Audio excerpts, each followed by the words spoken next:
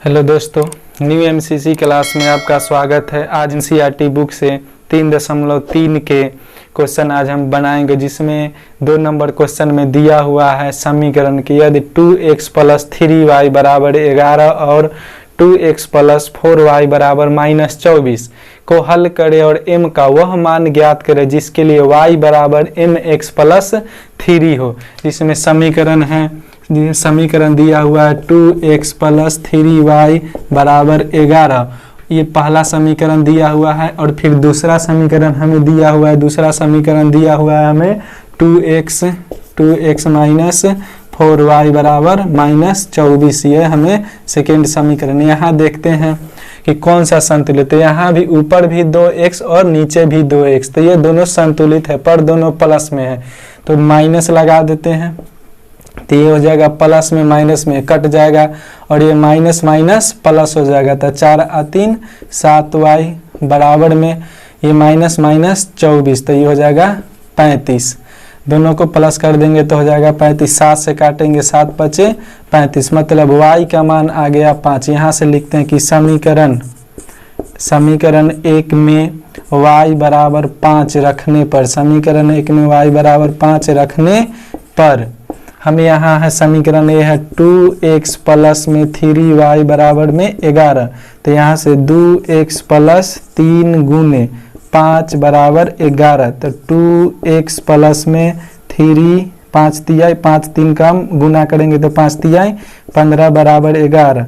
तो 2x बराबर, ये प्लस में है, ये भी प्लस में, बराबर के इस साइड ले जाएंगे तो माइनस में आ जाएगा। तो यहाँ बच गया 2x बराबर -4। 11 में से 15 जाएगा बड़े अंक के साथ, माइनस का चिन्ह, इसलिए -4। तो 2 से काट देंगे, 2 दूना 4। x का मान आ गया -2 और y का मान हमें आया है 5। अब हमें समीकरण दिया हुआ है कि y बराबर mx + 3। तो y का मान रखते हैं 5 बराबर m का मान नहीं पता है, निकालना है। और x का मान -2 प्लस में 3। अगर ये प्लस को इधर लाते हैं तो ये प्लस 3 को अगर बराबर के इस साइड लाते हैं तो ये हो जाएगा -3 बराबर -2m। तो ये हो जाएगा 2 बराबर -2m, माइनस ये कट जाएगा तो बचेगा m बराबर -1। m बराबर -m जो आपका आंसर है, m बराबर बचेगा -1। तो अभी आपके स्क्रीन पर सेकेंड नंबर 3 नंबर का पहला नंबर क्वेश्चन दिख रहा है कि 2 संख्या का अंतर 27 और एक संख्या दूसरी संख्या की 3 गुनी है, तो उन्हें ज्ञात करें। हम मानते हैं कि पहली संख्या बराबर x और दूसरी संख्या बराबर y। सॉरी, 2 संख्याओं का अंतर 26 है। 2 संख्याओं का अंतर 26 है और एक संख्या दूसरी संख्या की 3 गुनी है, तो यहाँ हम मानते हैं कि समीकरण, यहाँ हम लिखते हैं कि समीकरण 1 में x बराबर 3y रखने पर, समीकरण 1 में x बराबर 3y रखने पर यहाँ हो जाएगा x के वैल्यू यहाँ रख देंगे तो ये हो जाएगा 3y - y बराबर 26। तो यहाँ बच जाएगा 3 गो y में से 1 गो y घटाएंगे तो 2y बराबर में 26। 2 से काटेंगे तो 13। तो एक सिर्फ y का मान आ गया हमें 13 और समीकरण ये 2 है, इसको 2 मान लेते हैं। तो समीकरण y बराबर 13, तो यहाँ लिखेंगे कि समीकरण 2 में y बराबर 13 रखने पर, समीकरण 2 में y बराबर 13 रखने पर x का मान प्राप्त होगा। x बराबर 3 × 13 बराबर में x बराबर 39 और y बराबर 13। यहाँ से देखिए, अगर 39 में से हम 13 घटाएंगे तो हमें 26 प्राप्त होगा, जो आपके क्वेश्चन में दिया हुआ है कि 2 संख्याओं का अंतर 26 है। 2 संख्याओं का अंतर 26 है, तो अगर हम 39 में से 13 घटाते हैं तो हमें 26 प्राप्त होगा। और पहली संख्या दूसरी संख्या की 3 गुनी, तो जो पहली संख्या x है वह दूसरी संख्या y के 3 गुनी है, 13 तिहाई 39 है। 3.3 के 3 नंबर का दूसरा क्वेश्चन है कि 2 समपूरक कोण दो संपूरक कोण में बड़ा कोण छोटे कोण से 18 डिग्री अधिक है तो उन्हें ज्ञात करें। दो संपूरक कोण मिलके बनाता है 180 डिग्री। दो संपूरक कोण मिलके बनाता है 180 डिग्री। तो हम मानते हैं, माना कि पहली कोण बराबर x और दूसरी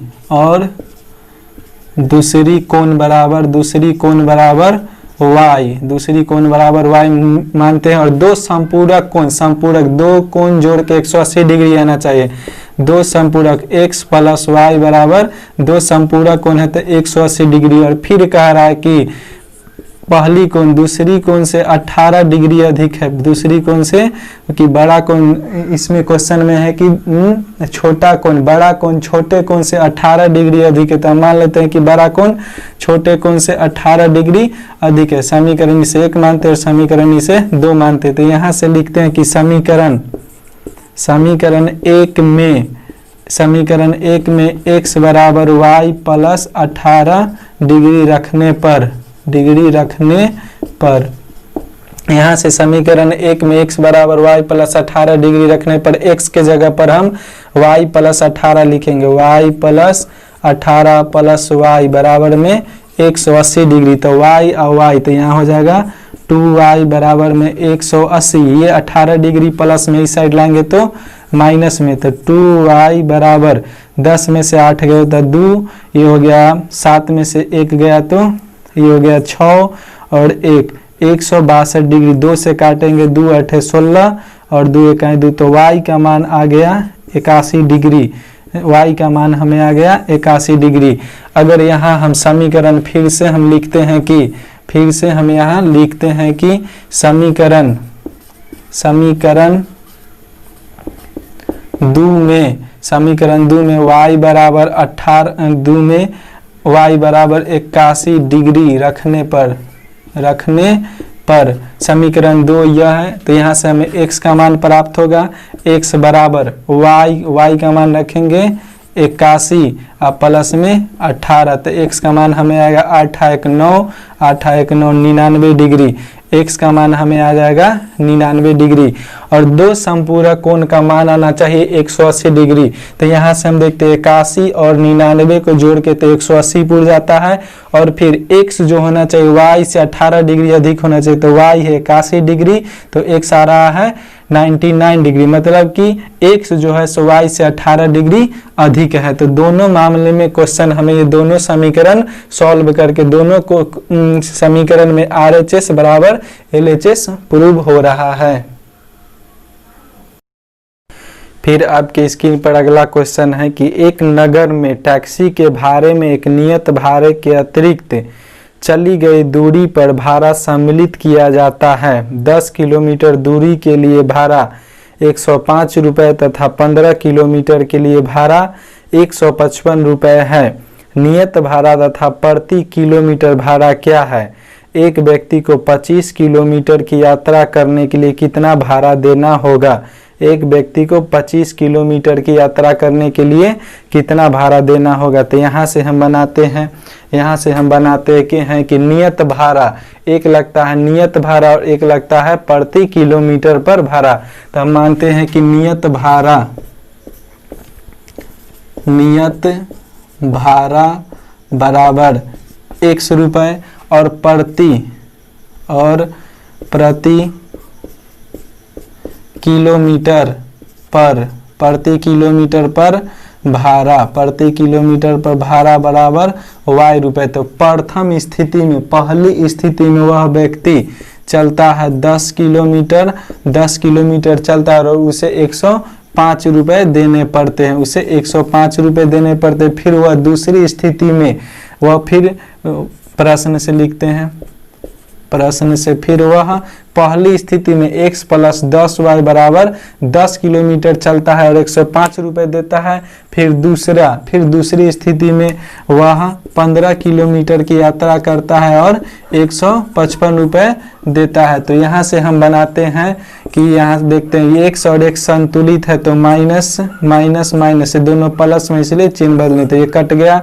10y में से 15y घटाएंगे तो माइनस का 5y बराबर में 155 में से 105 घटाएंगे तो माइनस का 50, ये से ये कट गया, 5 दहाई के 50, तो y का मान हमें आ गया 10, y का मान आ गया 10। अब हम समीकरण एक में y बराबर 10 रखते हैं, y बराबर 10 रखते हैं। समीकरण हमें एक है कि x प्लस